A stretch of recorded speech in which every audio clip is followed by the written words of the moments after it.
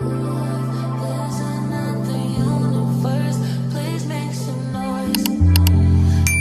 Hey my little raggities, what is up? How are you doing? How are you feeling? If you are new here, I am Raina Swan, aka Big Raggedy, aka your new book bestie. So today I'm doing a little art taste test. Some of you guys hate these videos, but I don't care. I actually enjoy them. It gives me a break from yapping all the time, and it also gives me and you a preview to the books that are about to come out. So in today's art taste test video, we have a book from Sarah Pekkanen.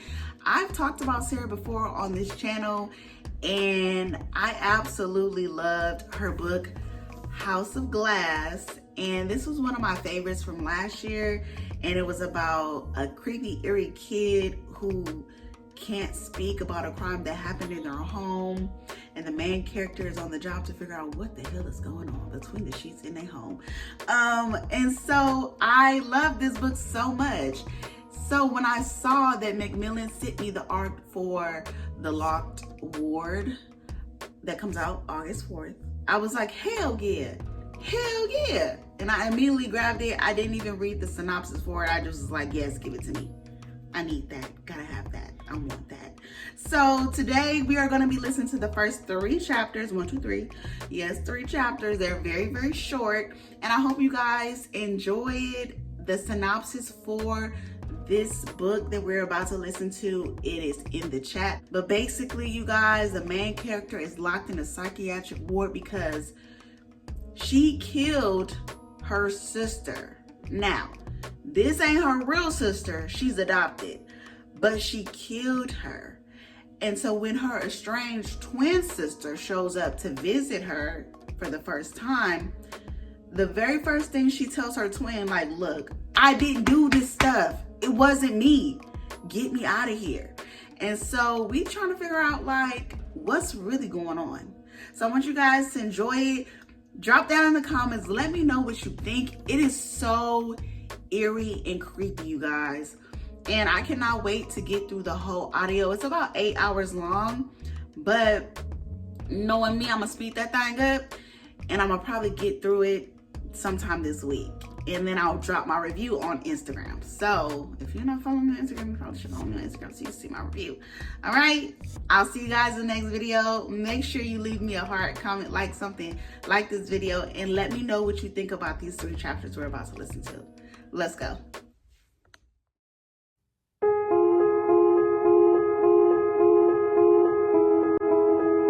Macmillan Audio presents The Locked Ward by Sarah Pekkanen. Narrated for you by January Lavoie.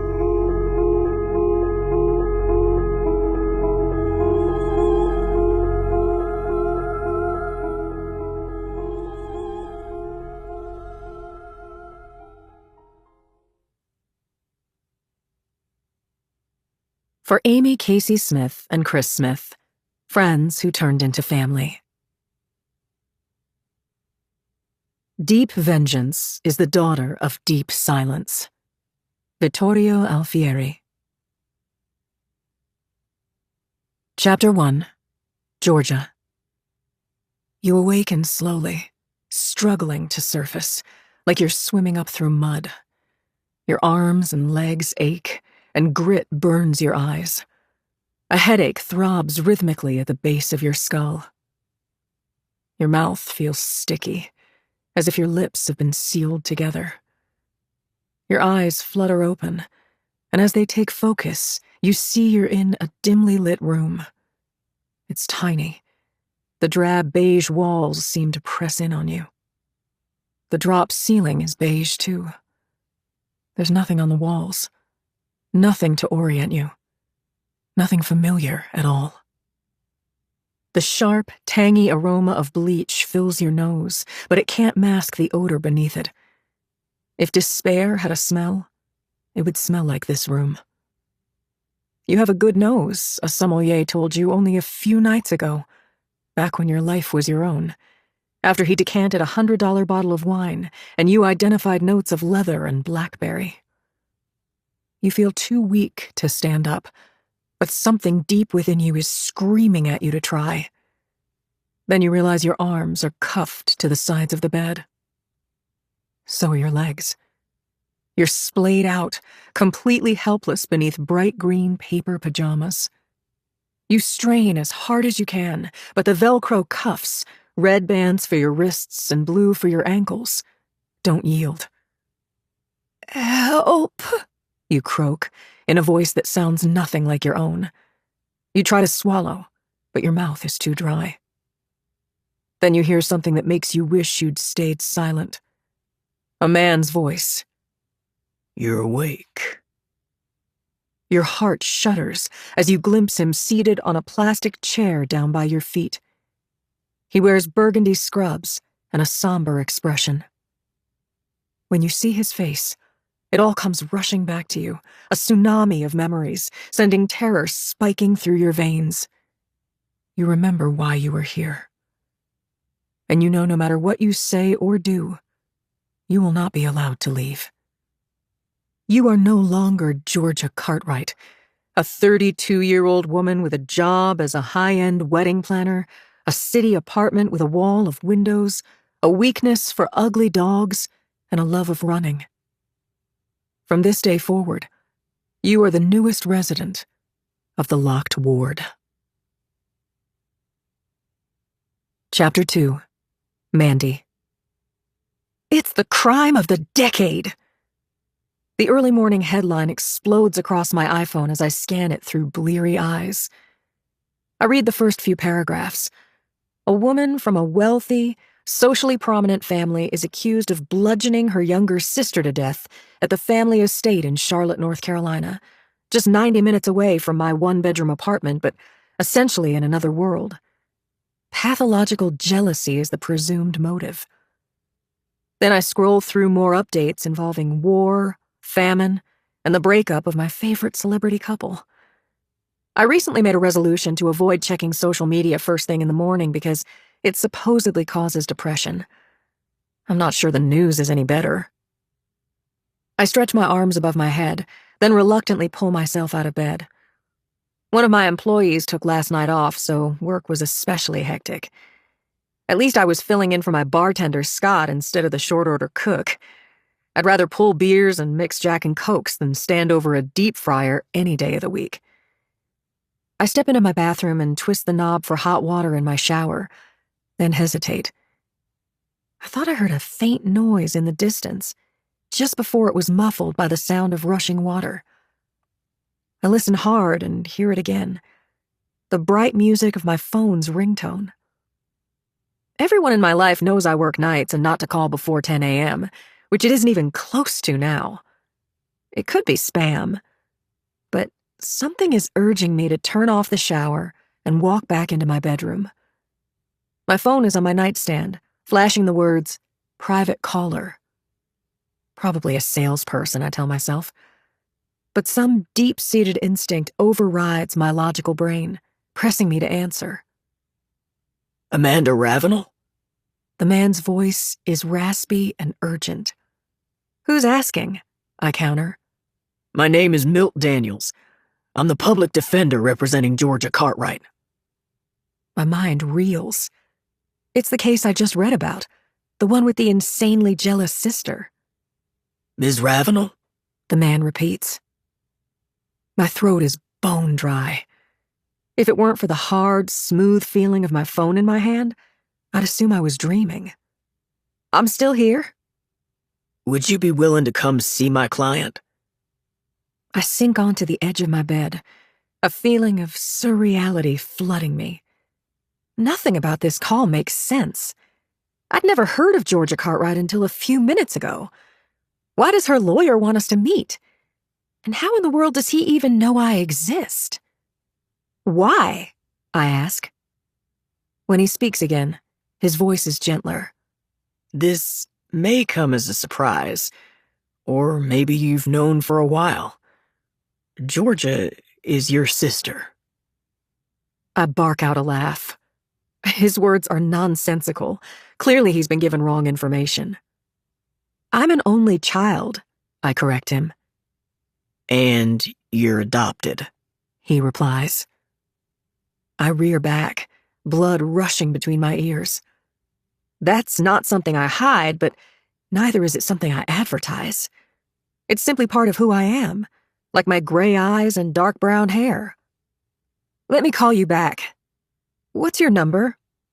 I scrabble for a pen and scrawl down his number, then hang up and enter his name into a search engine.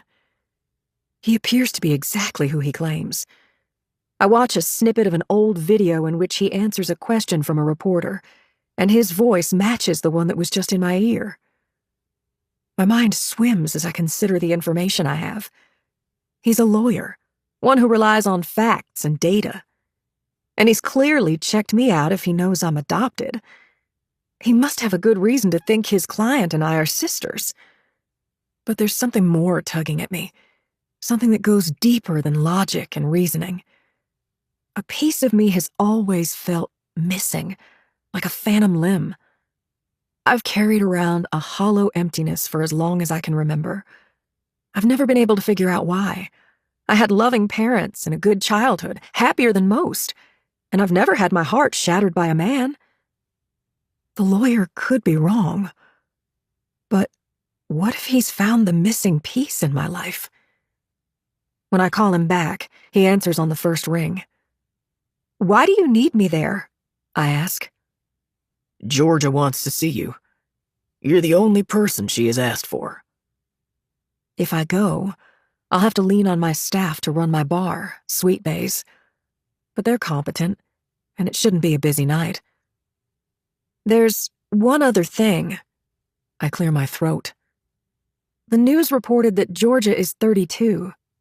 So am I. That's correct, Milt tells me. She's not only your sister. She's your twin. Chapter 3. Georgia. Breakfast is at 7:30. The man in burgundy scrubs tells you as he removes your thick Velcro cuffs. He provides other information as you slowly sit up, wincing as your back threatens to spasm. Lunch is at noon, dinner at 5:30. You can eat in your room, but it would be better if you came out and joined the others. Group activity is from 10 to 11 a.m. Today it's gentle yoga.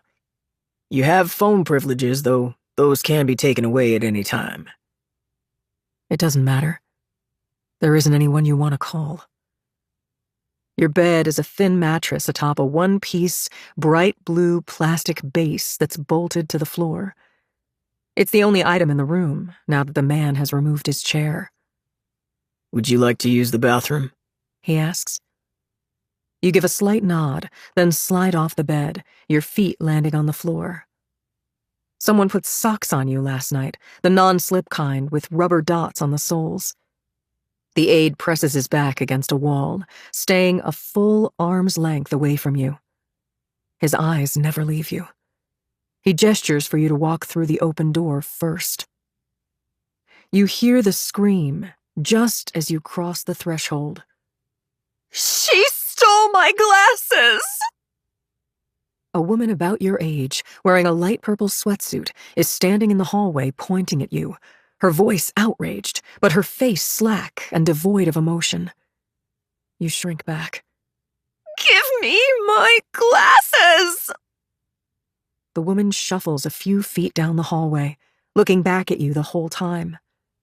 You feel the skin-pricking sense of other eyes on you, other watchers.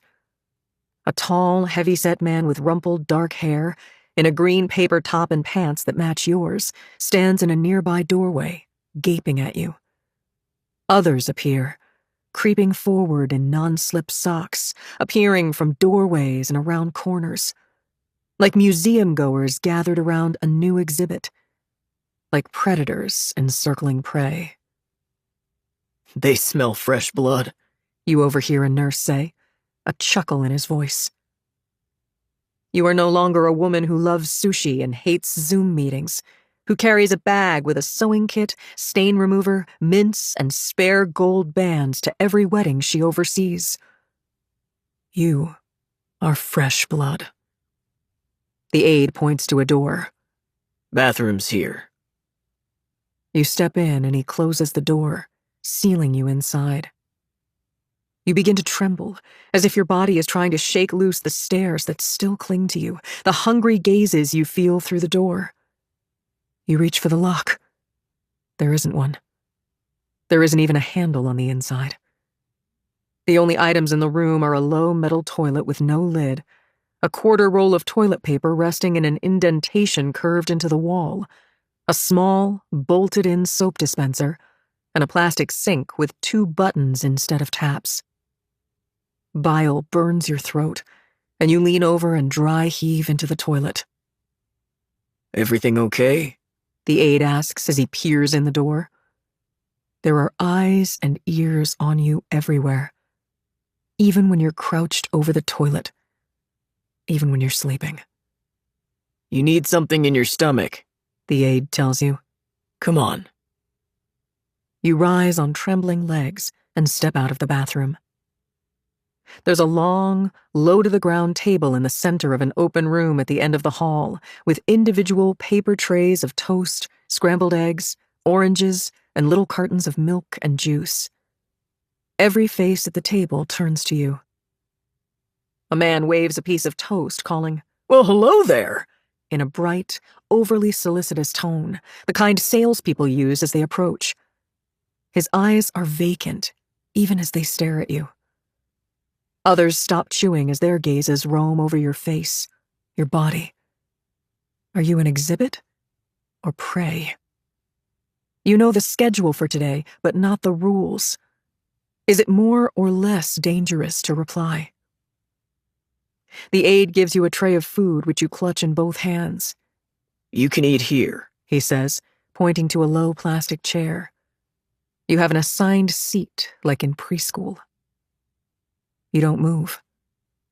The seat is between the woman with partially grown-out pink hair that reveals the natural blonde underneath, and a man whose green pajama top is gaping open at his chest, exposing a thick mat of hair, a Roman numeral tattoo, and a keloid scar.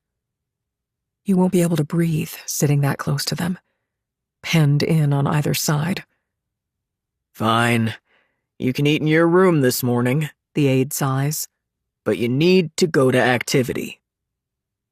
He follows you as you walk back to your room and sit on your bed, placing the tray next to you. You open the cardboard box of cranberry juice and drink it in one long, thirsty gulp.